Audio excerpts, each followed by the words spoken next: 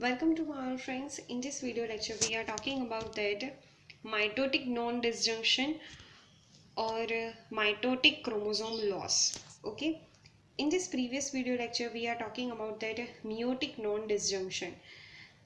meiotic non-disjunction के through क्या क्या होता है वो हमने डिस्कस किया था कि मोनोजोमिक और ट्राइजोमिक ऑफस्प्रिंग पैदा होती हैं. ओके. वैसे ही माइटोटिक नॉन डिसजंक्शन में क्या होता है वो हम आज डिस्कस आउट करेंगे. ओके. तो पार्ट 2 में इस सभी की डिस्कशन होगी कि माइटोटिक नॉन डिसजंक्शन कैसे मियोटिक नॉन डिसजंक्शन से डिफरेंट है. ओके.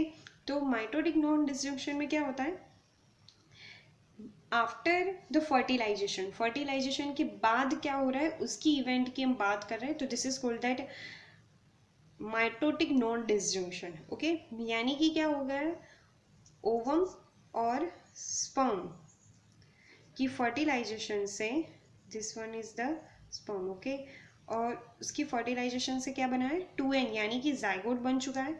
अब जाइगोट जो है ना वो माइटोसिस के लिए आगे बढ़ेगा और वो एन टाइप के क्या बनाएगा, सेल्स बनाएगा. तो ये सेल्स के अंदर जब सेपरेशन हो रहा है, सेल साइकिल हो रही है, तब क्या हो रहा है, हमें सेल साइकिल के डिफरेंट फेजेस तो पता ही है. ओके. G1, S और G2 और M फेज. तो जब क्रोमोसोम्स को अलग होना होता है तो वो अलग नहीं हो पाते. ओके. एनाफेज के अंदर. तो तब जाकर क्या होगा, नॉन डिसजंक्शन होगा, यानी कि एक डॉटर सेल्स में बहुत ही ज़्यादा क्रोमोसोम्स चले जाएंगे और एक सेल ऐसा होगा कि जिसके अंदर क्रोमोसोम कम होंगे. तो यहाँ पर सिर्फ ऐसा ही लिखा हुआ है तो हम यहाँ पर पढ़ते हैं फर्स्ट ऑफ ऑल. ओके. तो abnormalities in chromosome number occasionally occur after the fertilization take place. In this case, abnormal events happens during the mitosis rather than the meiosis. Okay. abnormalities की जो इवेंट है वो meiosis में नहीं हो रही है लेकिन माइटोसिस में हो रही है, तो उसे कहा जाता है mitotic non disjunction. Okay. One possibility ये है कि अगर sister chromatids which fails to separation. Okay. So one daughter cells has 3 copies of the chromosomes. Okay. यानी कि दोनों सेल्स के अंदर दो दो कॉपीज जानी चाहिए थी क्रोमोसोम की, लेकिन क्या होता है कि एक ही सेल के अंदर 3 कॉपीज चली जाती है क्रोमोसोम्स की, तो वो क्या बन जाएगा, ट्राइजोमी. ओके. वो सेल जो है वो क्या कहलाएगा, ट्राइजोमी वाला cells. Okay. Various other daughter cells has only one copy of the chromosomes. Okay. तो ये फर्स्ट पॉसिबिलिटी हो सकती है कि अगर सिस्टर क्रोमेटिड्स जो है वो सेपरेशन ना हो पाए उसका प्रॉपरली, सो क्या होगा, एक सेग्रीमेंट में एक इक्वल अमाउंट में क्रोमोसोम जो है वो डिवाइड नहीं होंगे और वो सेल के अंदर यानी कि डॉटर सेल्स में नहीं जा पाएंगे. तो this is called that first possibility of the mitotic non disjunction. Now second possibility क्या हो सकती है वो हम अब अंडरस्टैंड करते हैं. दूसरी पॉसिबिलिटी ये है कि चलो सिस्टर क्रोमेटिड्स जो है वो सेपरेटली वो क्या हो गए, एनाफेज स्टेज के अंदर सेपरेट भी हो गए, लेकिन एक पॉसिबिलिटी ये हो सकती है कि but one of the chromosome could be improperly attach to this spindle. Okay. ऐसा भी हो सकता है कि स्पिंडल फाइबर से, स्पिंडल फाइबर क्या होता है, यहाँ पर हम एक रफ डायग्राम ड्रॉ कर लेते हैं सेल का तो आपको बेटर अंडरस्टैंड हो. Just a minute.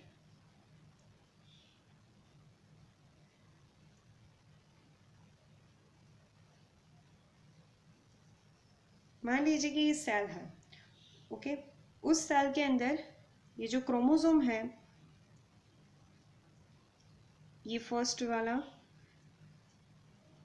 ये उसके बीच में क्या है, सेंट्रोमियर है. मान लीजिए कि ये रेड कलर जो पोर्शन है वो है सेंट्रोमियर. ओके. ऊपर क्या होता है, सेंट्रियोल होता है. ओके. सेंट्रियोल में से क्या निकलता है, स्पिंडल फाइबर्स. तो ये जो स्पिंडल फाइबर्स है वो इम्प्रॉपरली अगर क्रोमोसोम के साथ अटैच हुए हैं इम्प्रॉपरली, ओके, उनको तो सेंट्रोमियर से भी अटैच होना था और क्रोमोसोम से भी अटैच होना था। ओके, आपको पता है ना कि स्पिंडल फाइबर दो टाइप के होते हैं, एक जो सेंट्रियोल से अटैच होता है और एक जो सिस्टर क्रोमेटिड से अटैच होता है। ओके, तो यहाँ पर हम बात कर रहे हैं उस स्पिंडल फाइबर की कि जो सिस्टर क्रोमेटिड से अटैच होता है। ओके, तो ये स्पिंडल फाइबर जो हमने ग्रीन कलर से बताया है वो येलो कलर की सिस्टर क्रोमेटिड के साथ इम्प्रॉपरली अगर वो क्या हो गए हैं, अटैच हुए हैं, सो क्या होगा, इम्प्रॉपर सेग्रीगेशन होगा। इम्प्रॉपर यानी कि एक पूरा होल सेट ऑफ क्रोमोसोम्स एक ही पोल के अंदर माइग्रेट करेगा। ओके, तो क्या हो सकता है, देखो यहाँ पर क्या लिखा है, could be improperly attached to the spindle so it does not migrate to the pole। Okay, तो वो माइग्रेट ही नहीं कर पाएगा पोल की तरफ, क्योंकि स्पिंडल फाइबर क्या करते हैं, स्पिंडल फाइबर का फंक्शन है कि वो जो भी सिस्टर क्रोमेटिड्स है उसको प्रॉपरली सेग्रीगेट करना, यानी कि इक्वल अमाउंट में दो सिस्टर क्रोमेटिड्स वन सेल के अंदर जाए और दूसरे सिस्टर क्रोमेटिड्स जो है वो अनदर पोल पर जाए, यानी कि नॉर्थ पोल पर और साउथ पोल पर जाए, ऐसे उसका फंक्शन होता है उसे सेपरेट करने का। लेकिन अगर वो भी खुद इम्प्रॉपरली अटैच हुए हैं तो वो माइग्रेट ही नहीं कर पाएगा sister chromatids. Okay, so a chromosome will be degraded if it is left outside. Okay, तो यहाँ पर बहुत ही इंपॉर्टेंट लाइन लिखी हुई है, माइंड में रखिएगा कि a chromosome will be degraded if it is left outside। Okay, अगर एक ही क्रोमोसोम रह गया है बीच में, पोल में नहीं जा पाया वो, ओके, तो वो बीच में रह गया है, उसका सेग्रीगेशन नहीं हुआ है, सो उसका क्या हो जाएगा, यहाँ पर डिग्रेडेशन हो जाएगा। Okay, and the nucleus when the nuclear membrane reforms, ये कब होगा, कब वो डिग्रेड हो जाएगा, कि जब न्यूक्लियर मेम्ब्रेन बन रही होती है ना, तब ये क्या हो जाएगा, डिग्रेड हो जाएगा। यानी कि कुछ इस टाइप की मैकेनिज्म होगी, आप देख सकते हैं यहाँ पर सेल है, सभी क्रोमोसोम चले गए पोल पर। ओके, 1 2 3, ये मान लीजिए हमने रफ डायग्राम शो कर रहे हैं यहाँ पर। ओके, यहाँ पर भी चला गया क्रोमोसोम, यहाँ पर एक आना चाहिए था इन दोनों के बीच में, लेकिन ये लेफ्ट हो गया है, उसका प्रॉपर सेग्रीगेशन नहीं हुआ। तो ये जो ग्रीन कलर का मैं बता रही हूँ ना, ये क्रोमोसोम क्या हो जाएगा, डिग्रेड हो जाएगा। कब डिग्रेड होगा, कि जब न्यूक्लियर मेम्ब्रेन का रिफॉर्मेशन होगा, इन दोनों के बीच में सेल तो बन गए, सेल में क्रोमोसोम्स भी बन गए इक्वल अमाउंट में। ओके, डिप्लॉइड सेल बन चुका है, अब उसे हैप्लॉइड सेल में अगर कन्वर्ट करना है तो न्यूक्लियर मेम्ब्रेन का यहाँ पर रिफॉर्मेशन होगा। ओके, तो न्यूक्लियर मेम्ब्रेन जब बनेगी ना, तब ये जो अकेला रह गया है वो क्रोमोसोम क्या हो जाएगा, डिग्रेड हो जाएगा। Okay,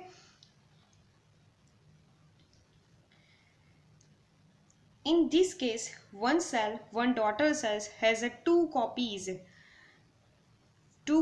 of the chromosomes and various has only one। तो हमने आगे बताया ना कि एक डॉटर सेल्स के पास क्या होगी, दो क्या कॉपीज होगी क्रोमोसोम्स की। ओके, ये वन सेल है। ओके, और ये दूसरा हम सेल ले लेते हैं, ये सेल है, ये डॉटर सेल्स है, तो उसके पास तो एक ही कॉपी होगी। ओके, तो this is called that mitotic non disjunction.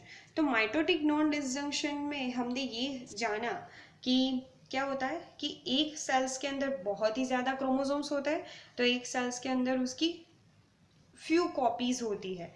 Okay, लेकिन हमने जब देखा था ना मियोटिक नॉन डिसजंक्शन में, तो मियोटिक नॉन डिसजंक्शन में मोनोसोमी और ट्राइसोमी होने के चांसेस ज़्यादा होते हैं।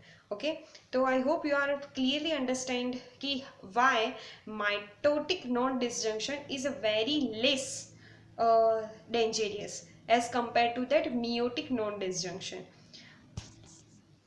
Please like this video and subscribe my channel। Okay, thank you।